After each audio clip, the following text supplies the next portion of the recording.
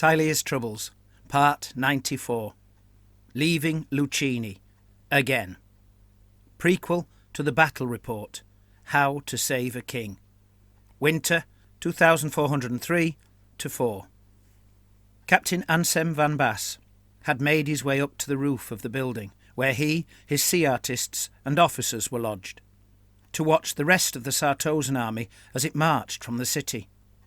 His boatswain, Muqib Brahimi, having just returned from the ship after overseeing the ongoing repairs to the rigging, and his master gunner, Harry Ottman, joined him at the roof's railed edge. The captain had been tasked with guarding both the city and the recently captured king, as well as, perhaps more importantly, the enharboured fleet, which was being repaired after the battering it had taken during the recent storm. To minimise the damage, several crews had even had to cut their mainmasts to the board to prevent them being ripped from the ships by the wind. The storm had forced them to return, much against their wishes, to the city they had only just picked clean of every scrap of profitable plunder. While the work of mending was hard, the royal hostage they had gained upon their unexpected return was a welcome gift and potential recompense for their tempestuous troubles. The three of them were wordless for a little while, as they watched the pirates assembling along the street at their lodgings for. Anselm's raggedy black hat joined with his copious beard to frame the weather-worn and pock-marked flesh of his face. A scarf of yellow silk encircled his waist, wrapped around his long grey coat. His companions flanked him, his master gunner wearing a patch to hide the mess that a shiver of the ship's hull had made of his eye during a firefight 7 years ago, and the boatswain, a burly Southlander, clutching an oversized belaying pin that was more a club than a tool. "Ha!" laughed Muqib, as he looked at the first pirates in the column. "Garrick's handgunners are at the head. No wonder it takes them all so long to leave." The captain grinned, for he too had noticed Garrick's men, specifically the first mate Gurt, at the fore. Garrick's Bretonians called Gurt Jambe de Bois, while the Estalians in the crew called him Pied de Palo, for obvious reasons. Everyone else in the fleet called him Jambolo, although most knew not why. Anselm pondered what mischievous notion had possessed Admiral Volker to order a one-legged man to the fore. Perhaps there was sense in the decision, for it gave that little bit more time for the wine-addled or sore-headed sailors to get into line. "I still don't see why so many agreed to go," said Harry. "The whole enterprise is a waste of time and effort, if you ask me." "They were ordered to go, and you have the captain to thank for the fact that we do not go too," said Muqib. Anselm was absently scratching at his bearded chin with the iron hook that served as his left hand, a habit which often drew blood, creating the scabs that would, in turn, generate a new itch. "'Tweren't my decision to stay," he said, "despite it being my desire. The Admiral wants us here. We're the strongest crew, and the one he most trusts. He wants to keep an eye on the rest of the lads." "If those lads come back mauled and bloody," said Harry, pointing dramatically at the men below, "then they'll bear a mighty grudge against Volker. The best he can hope for is that they scare the Lucinians off easily, and complain only of the time it took to do so. If they suffer unnecessarily, then for certain it'll be the end of Volker's admiralty." "Volker only fights when he needs to," argued Muqib. "But he don't need to fight this time," said Harry. "The Lucinians haven't even attacked. They're too weak to do so. We have their baby king, yet still they squat in the hills too afraid to do anything about it. If they're not going to attack us, why pick a fight with them? Why trouble ourselves over anything that ain't pursuit of gold, silver, or something else worth having?" "Our army marches to protect the gold we already have," said Muqib. "The enemy might be weak, but they have waited some time now, while we cannot leave until the fleet is made fit to sail. You have to ask what they are waiting for. If they cannot beat us, then why do they not leave? They must be waiting for help. The Admiral intends to scatter them before that help arrives." Anselm was nodding. "We are not the only ones to have banded together. This is a time of grand alliances, with city joining city to defend against the vampires and ogres." "Don't sound like a good time for us to start a raiding, then," suggested Harry. "No, it is the best time," said Muqib, "because their grand alliances have failed so far. Now they are allied, out of desperation, and even when marching together they're weak. Besides, whenever they leave to fight in the north, few are left behind to defend their homes." "Except there is an army out there in the hills," argued Harry, "however small it might be, and men will die fighting them. I still say it's a waste. There's no one coming to help them. No one cares. We have their king, and they can't do anything about it. But honour means they cannot leave either." "They can do something. They can pay us for their king," suggested Mucib. "That they cannot do, Mook," said Harry. "I doubt there's a Luccini left with even a copper token to offer up for ransom."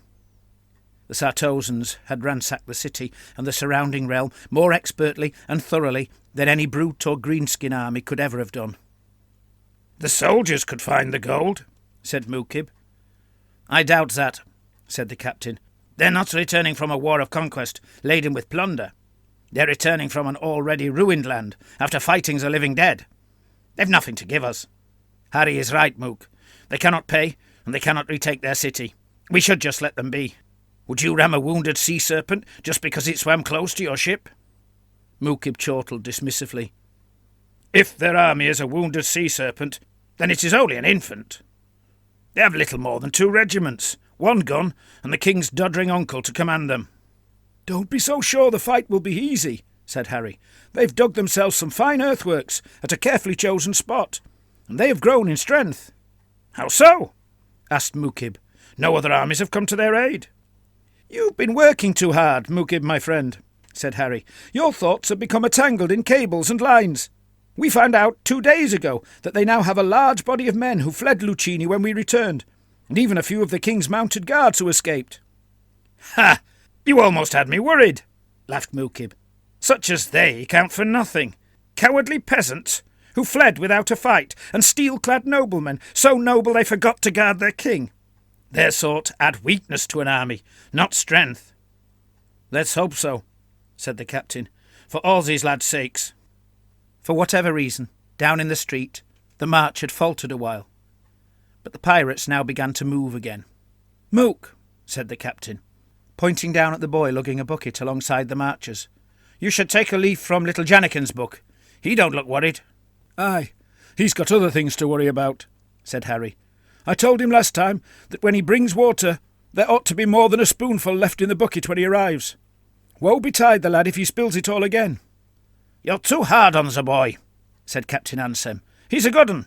Too small to carry that bucket, mind you. But he's run through more than one firefight, with charges for the guns.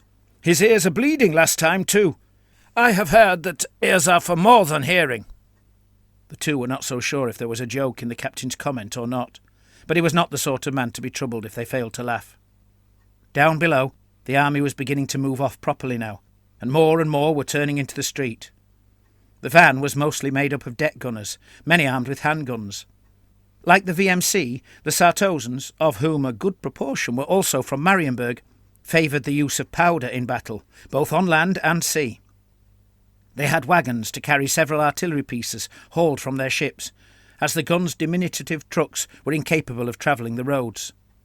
One small company struggled along with swivel guns.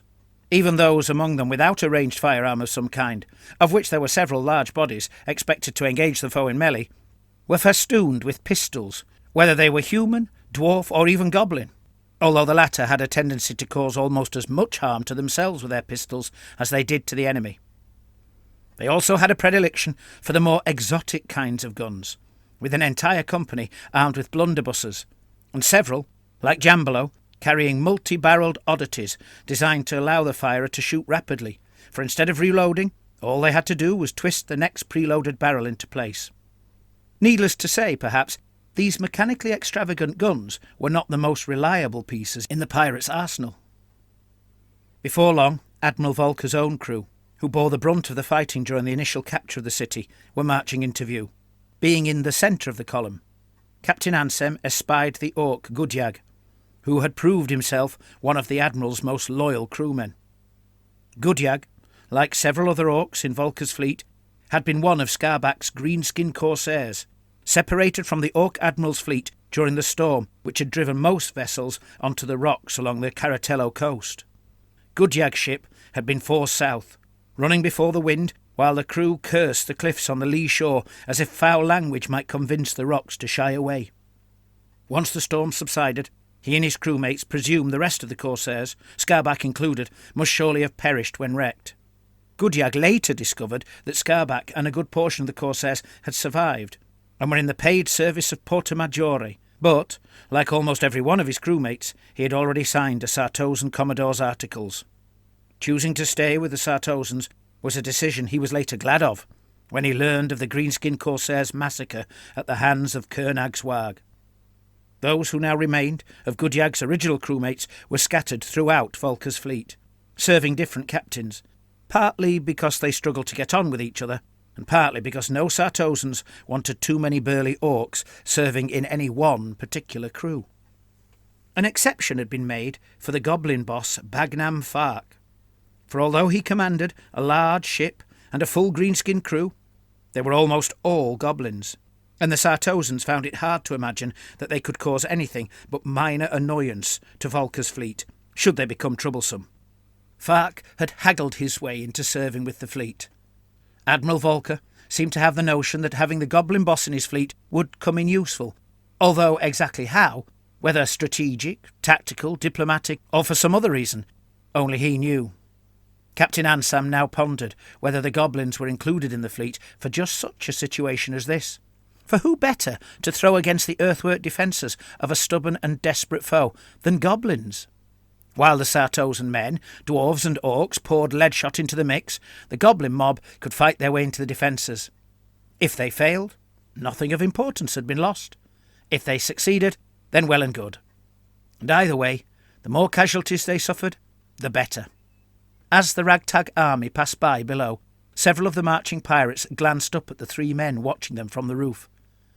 Ansem did not need to be able to see their faces clearly to know that they wore angry expressions. Most in the fleet were of a like mind with Harry. Few were keen on fighting the remnant Luccinian army when there was no loot to be gained. Having to pass by the captain of the one crew ordered to stay in the city was like rubbing salt into their wounds. "I've seen enough," said the captain. "Let's go below."